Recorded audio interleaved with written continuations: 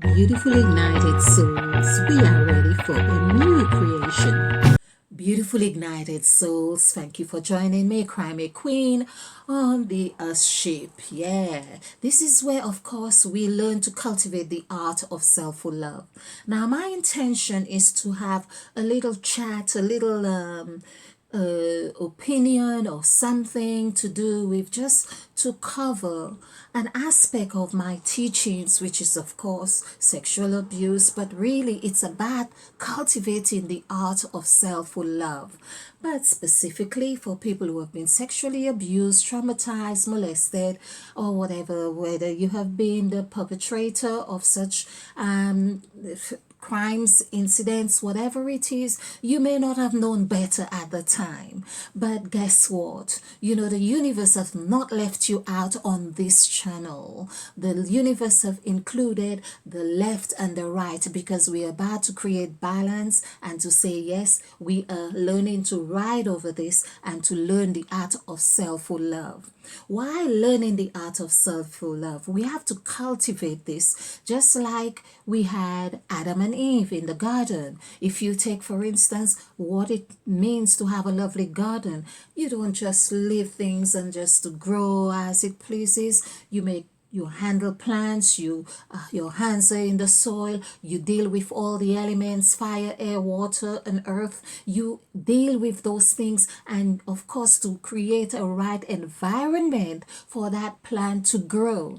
Now, guess what? You are the plant, you are the earth, you are the environment, you are co-creator with the universe. And so, wherever you are, in whatever aspect of your makeup that is beckoning you now for attention, to cultivate the art of self-love, you are being that right now. Simple. So anyway, I had an inclination. I opened this and, like I usually do, of course, this is part of my journey, the second volume of the Crimson Light. This is the first volume of the Crimson Light, a bridge to actualizing self-love. We are about bridging the gap. We are about bridging to reach to where we need to be, the fifth dimension, being co-creator with the universe. This is what we are about. So I am going to just like I open a page and I think just go along with it. Now, this is the introduction, so I don't know what you're going to get from it, but I do follow spirit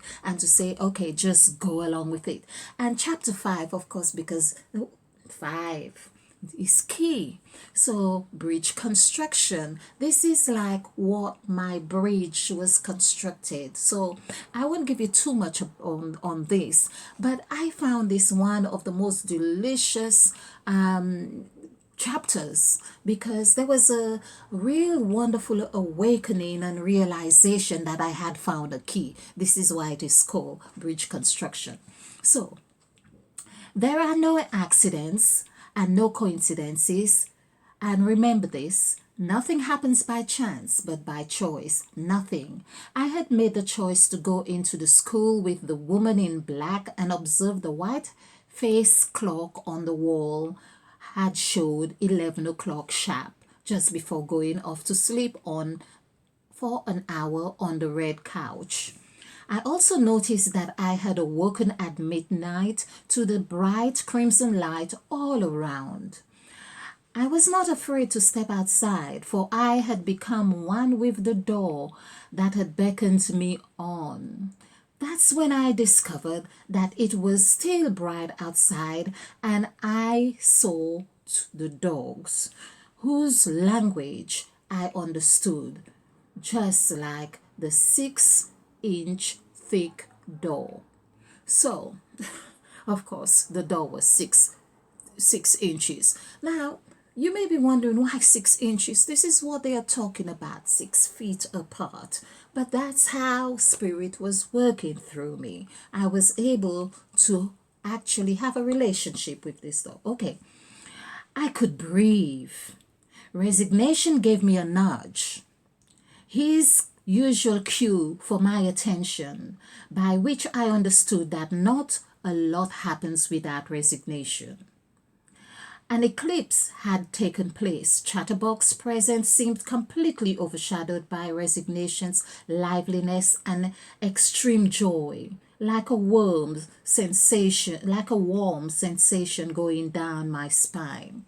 So Chatterbox and resignations have been personified as my allies, my personal allies. You too have personal allies, so you can find out who they are as you cultivate the art of self-love. It was the revelation of the first hour of a new day and a new era. Instead of observing buildings and cornfields in my head and Mr. Barack Altidore stepping into a tomb casket just like that, there was a sweet and gentle voice in my head. I will give you the keys to the kingdom of heaven and unto the bridge of actualizing self-love. And whatsoever you shall bind on the earth shall be bound in heaven, and whatsoever you shall loose in the earth shall be loosed in heaven. On hearing these words, all my attention turned inwards with little regard to my surroundings. The absence of Chatterbox fostered the gravity of my engagement with Mr. Altidore, and I began to imagine, what if his descent were an actual ascension, and what would it be like? Suddenly, a 6-foot veil with pink and silver shades of light appeared directly in front of me, and like a warm greeting of the dogs, I felt safe, followed by the total amazement of resignation's tone, which sounded more like an excited child opening the Christmas gift. Lavia, this is Presence, one of the elders. She gently unveiled her head, revealing a wide smile that immediately filled my heart with delight. And in her deep yet eloquent voice, Presence said, "Hello, my dear child. Welcome on board. So glad that you are here." My attention was captured by the ceremonial entrance of 6 other veiled figures who had taken their positions, 3 on either sides of Presence. I got the feeling that they were expecting me, just like the 2 dogs outside GPS. But with one difference, the elders did not walk away. Instead, they surrounded me as though I was on display. Without shifting her gaze, Presence continued, "You might have figured by now we are the 7 pillars that construct the bridge of this sphere." The verbal introduction continued with Presence, as each elder took their turn and bowed in reverence as faith, truth, unity, conviction, forgiveness, and endurance. I'll tell you, they're my elders. Okay. I was captivated by their warmest, inexplicable embrace, one in essence that touched every cell in my body and every breath that I took, now just like Sleeping Beauty in her waking to a kiss. So was my awakening, definitely not to be missed. I hope you find something in this, but this was part of my healing, part of my journey, which I felt so delicious. This is the beautiful thing about writing. So I just go along with as I'm nudged to do. But this presentation, of course, is to encourage people who have not yet been in this place of healing. And of course, I must say that my healing progress or process was over a very, very long time. This is why I understand when some people say, "Oh, yeah, once you've been molested or sexually traumatized, you never really healed." Some would say you never really healed or something. But I can tell you, TRSHC don't only heal you, it breaks the generational curse and cycle. It's like it gets rid of that cancerous cell. Okay, and that's what we are on about. So, I want to talk about a little. I try to be sort of present in the sense of like nothing happens by chance, but to understand how much energy that I am giving to this cause. But it's the consciousness that I want to bring to light about what is happening in our world today. So we are going to use a current situation as with Brother Polight, who is allegedly the crime of sexual assault on a 14-year girl. So this this crime, which is allegedly committed by Brother Polight, of course, is based on evidence or that someone would put Kelly's name on. Just had this this notice came on with Kelly and other words, and there is another case with Art Kelly, of course, as well. So we are talking about this crime, or which is allegedly committed by Brother Polight in the media. And now, if you don't know Brother Polight, in fact, I do urge that you just have a little, you don't have to dive too much into it. However, we've got to give it to the guy. He speaks so eloquently. He is, very bright, we could say. Now, some people condemn him and say, "Oh, well, I'm away from this because he's." Got other tags that are not very pleasant, which we won't go into right now. But it's the I have to say that putting all this negative scenario of that alleged crime onto a side, I have learned some things by listening to his teachings. And this is what it is, that you find that some people who are so bright. I remember growing up, you'd hear, "Oh, this one's too bright for their own good," or too bright for, yeah, I used to wonder what did they mean by being too bright for their own good. I think in this case of Brother Polight, that would seem very appropriate to make such a comment as being too bright for his own good.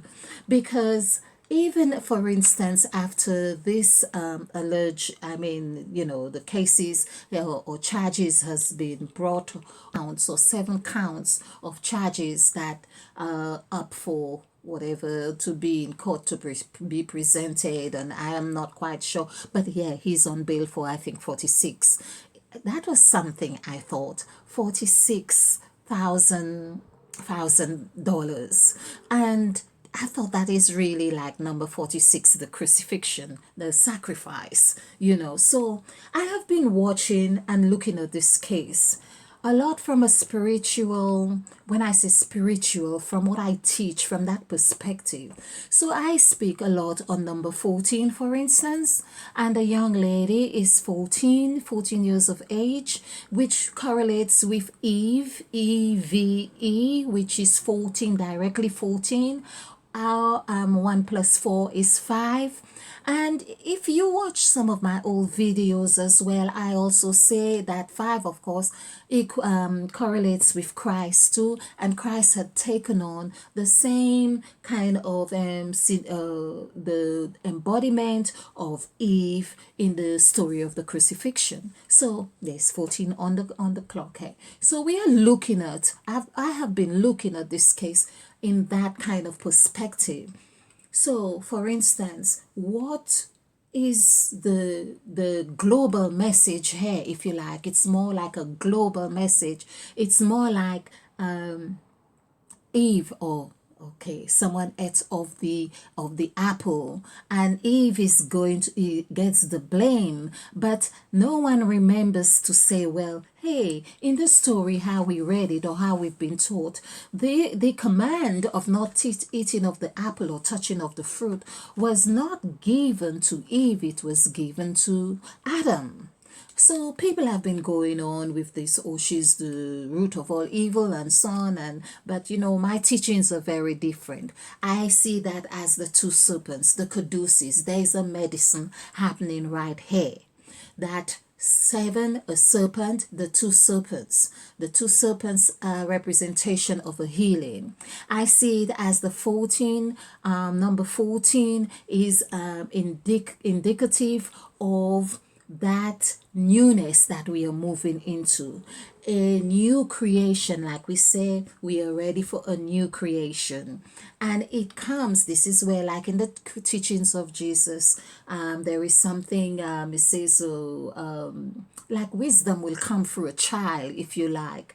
That's why it says the least you do to, or what you do to the least of these, you do unto me. So basically, the child is representing Christ in this sense. This is just a perfect text to really explain this. The least you do to one of these, you do unto me. And that was a scenario with Christ, of course, where the children were there, and they, his disciples were saying, go away, go away. And he was more or less saying that we are one, that which you do unto one, you do unto the other. Me is number 9, which means there is a new beginning happening right here. This is what is happening. So back to Brother Polight. So Brother Polight, in case you don't know, is a motivational speaker. He's also he's also a mentor for celebrities. He mentor. I should really get. Let's see, because I did pull it up. Okay, so in fact, I just found this quite interesting. He says, there it is. Yeah. My father was a firstborn, nation of the gods of earths. And the other side of my family was Sunni Muslim, and my grandmother sent me to Holy Rosemary Catholic Church. I was raised under the three gods that would not cooperate with each other. I think he's referring to the Father, Son, and Holy Spirit. I had three gods and both my family, and I remained impoverished. Today I say that money is my religion and the black woman is my God. We have our own language. Now I am eating. I will respect. This is the thing I was talking about, eating as well. The word eat equals eight. And I've always said, whenever there is a big major change or something, the food, the eat of the apple, where it was the children of Israel, eat of manna, and Jesus Christ ate and they ate. And all of those things come through the same story of Adam and Eve, ate of the apple. So major change is happening here. Major change. And I'm just being reminded to extend and send loving vibrations to this 14-year-old girl. So we send our loving vibrations to you. Okay. I will respect, and here it goes, I will respect your faith. Please respect mine. Mother Nature is a baddie. This is what he said there. I got on one knee for her. Will you marry me? So I think that is saying again, the black woman is God. So will you marry me? And sees the black woman as God. Now this is really interesting, which I'm going to touch on again. Looking for new converts to get back what is due to us as a people. So that is his goal, I take it. So, okay. So there is more, of course, about his childhood. So he often gives the story about knowing his mother for 1 week, 7 days, I think it was. So again, there is and not having a close relationship with his father, and there's just a lot, which of course happens to. I don't think there is anyone who has made a real mark in the earth, whether they have turned ugly or not, has not had a story to tell, a story that really touches the heart, the core. And so, of course, that in itself, so if you have been sexually abused or sexually traumatized, don't be discouraged that people who have been in a position of making a mark and they have like turned and molest other people and so on. No, I think those who have made significant changes will have gone through their own metamorphosis. And it doesn't mean that you can't, because I feel oftentimes we stop ourselves from enjoying or becoming because we observe people like the case of Brother Polight and think, oh no, perhaps I best just have a mediocre lifestyle or whatever it is. If something's in your heart to do, go and do it and exercise your faith that the universe is going to give you exactly what you need to do it.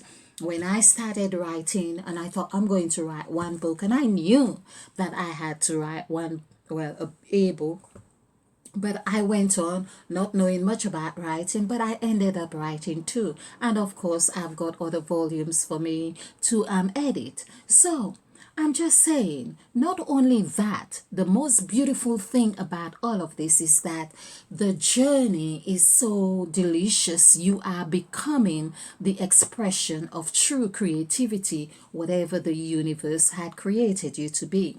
So by you taking on such a journey of transformation, you are not only impacting your own life, but people around you as well. You are permeating your good senses into your environment, and of course putting a smile on someone else's face, thinking, oh, is that the same person? Oh, she's changed. And just enjoy your process. So, the black woman is God is based on the melanin, and that black women are the root of human, in that sense of coming from Africa, and all tribes and all nations came from Africa and so on. That is the teaching, whether you accept it or not, but that is the teaching. But the irony of all this here is that this black woman who is God now at 14 is in the spirit realm, as in the words, which I think is his words right here, as in these words here, which I have picked on, let's see, it's saying that Mother Earth, let's see, yeah, Mother Nature is a body, meaning Mother Nature has its way of, this is what they say, God works in a mysterious way. So basically, in this situation at the age of 14, and the scale of the charges, or this which Brother Polight is allegedly accountable to, is that Mother Nature is a body that is going to have a scale of correction, of correction, because this is not only about Brother Polight, which is what I'm trying to say. It's not only about Brother Polight. It's about every person, male or female, who have sexually abused or sexually traumatized, or have played a part in someone else being sexually traumatized, directly or indirectly. That is what I'm trying to say. In this sense, to have such a phenomenal case is that as a 14-year-old, you are representing God, you are representing Mother Eve, you are representing the black woman as God in those words here, meaning that the black woman is my God. Okay, she's a young woman, young lady. Yeah, but Mother Nature is a body. So this body is going to indirectly put things right, I hope. indirectly, in some way, directly or indirectly, or both, is going to make a mark that's going to open a can of worms, so to speak, because in the I think it's called in the conscious community. I've been using it's conscious house or house of consciousness. That's what he's supposed to be on the or have created a community in house of consciousness, and that means that people who have been enabling that kind of behavior, or people who have or been subjected to that behavior and had not spoken, or people who have had intentions, or in any way whatsoever, this is going to create such an impact that people will have to listen, pay attention, and actually, there's a term the Christians would use, make your wrong right. So repent of their sins. So I wanted to, there is so much I wanted to say. But again, I do the videos as I am so guided to do, and I'm going to call on the God of the 14 gods that we are the embodiment of, which is the said God. So it's the God of speaking, the said God, which is the third God in Genesis of chapter 1 and verse 3, when it is said, "Let there be light." So I'm asking of the said God, let there be light in what I am saying, that, well, it's a little bit late in the in this, but the said God is not going to be judgmental here on 27 minutes. So the said God is like, yeah, is there anything else we need to say or we need to add on this where Brother Polight is? Because what I think I'm going to do is perhaps do another or other videos where I could do a numerical value or numerical equation, and to see what might show up. Because somehow when we do the numerical vibrations or numerical equation, so much knowledge and insights tend to come up. So basically, yes, so on Brother Polight here, whose real name is actually Michael. Is born Michael Nowak, and he was born as a Leo on August, meaning 10th of August, 1983. And I have, of course, done some figures which shows that he's actually very creative. I think he has his clove line, which is so he was born a year 3, the 8th month of the year, which is a Leo. So we have the 8, the symbol of infinity. Of course, one who strikes the balance or aims to strike the balance. The number 10 as his day number is supposed to be so intuitive, one of the most intuitive numbers of having 10, 1 and 0. So it's interesting to see what has happened here. I think that would mean that sometimes people just take their gifts a little bit, we people become complacent, because when there has been a formula that has worked, which is which is what happens with people who abuse others, the abusers. They tend to have a way of, having a formula that works. They know the word that works. They study you. They know your language. They know your weaknesses. They know your strengths. And basically, they don't give your strength much attention, because they are weakening you as much as possible.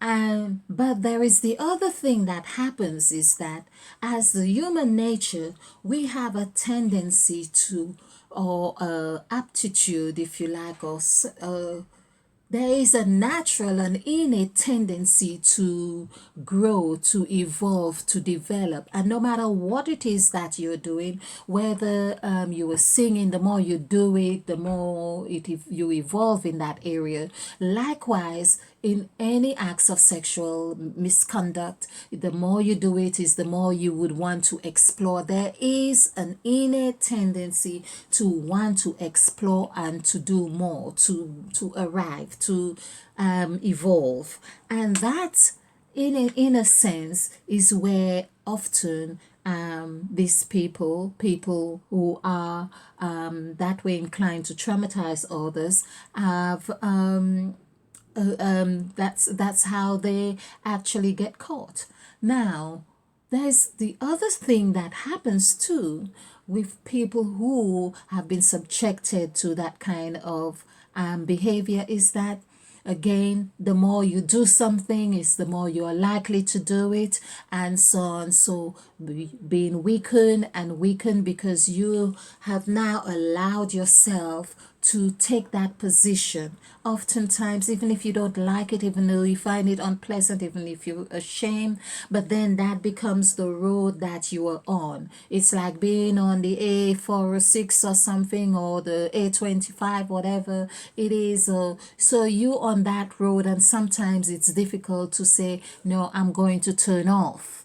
Okay, so basically, I wanted to give a little bit of this polite guy, but I also wanted to highlight. This is the thing I, I also want to highlight. There's a part of me. Well, should I highlight that part of me? No. But there is that aspect of Brother Polite that it's almost irresistible. And yeah, perhaps that's what I would call Brother Polite being irresistible. I mean, the guy can really, he has a way with words. He has a way with words. And words, of course, remember that I have been talking a lot about words. People think it's that you are just gullible when someone speaks so eloquently or tells you the things that perhaps you really need to know. For instance, on a spiritual path, yes, Brother Polite knowing perhaps more about Egypt and Hebrew and so on. Isn't that why we watch Hollywood? Because they're presenting things to us that we are perhaps too lazy to go and check out for ourselves.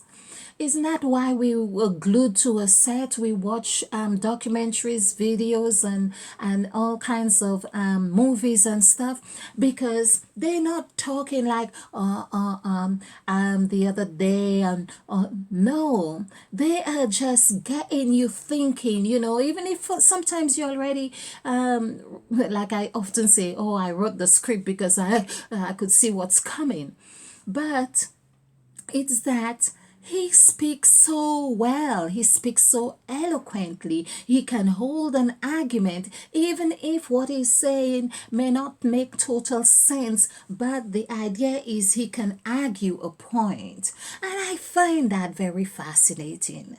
I mean, especially for someone who's doing presentations. And of course, if I were in a position to feel, that I could just fire words like this, bam, bam, bam, bam, and that, of course, um, creates more confidence because you are able to speak in ways that people can understand your point, even if they don't quite agree with you, but they're not really left with saying, I don't understand. You are able to articulate something so eloquently and simplistically, even if there are times he is using words that are long from here to eternity, but he has a way of still bringing it across that it makes sense. So I find that I would be quite irresistible to that, although I have to say, I mean, I used to watch Brother Polite.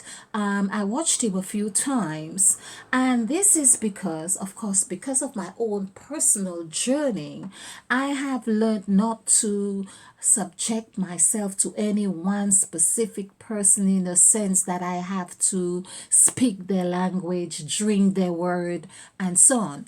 But back to the word, what I was saying is, when people think you are gullible and you listen to people like this, remember that I said we are mobile Bibles. We are made of codes, and it's important that we understand the depth of this of our makeup, so we understand what traps us, if you like. So because we are made up of codes or words. It's like a computer. Every time someone is talking and you hear the words, of course it goes into your heart, because I'm hoping I've got the word heart here. Well, of course not. But it goes into the heart. Let's get the spiritual pimps. They know how to talk. They know how to get your attention. They know how to this is what I mean. They know how, because this is what I'm trying to say here. We are you and I. You and I. We are verse. We are the verse. So when someone is talking, like, doing all this long and eloquent words and so on, they are tapping succinctly into your codes and the desire you have had, for instance, to know something, to learn something, which you would ask, like, say, last year you would ask about, oh, I wonder about this, the pyramids, I wonder who made this, and someone comes and give you an explanation because you haven't been bothered to check for yourself. They're tapping into your codes, into your Bible codes. So you hear the words Hear,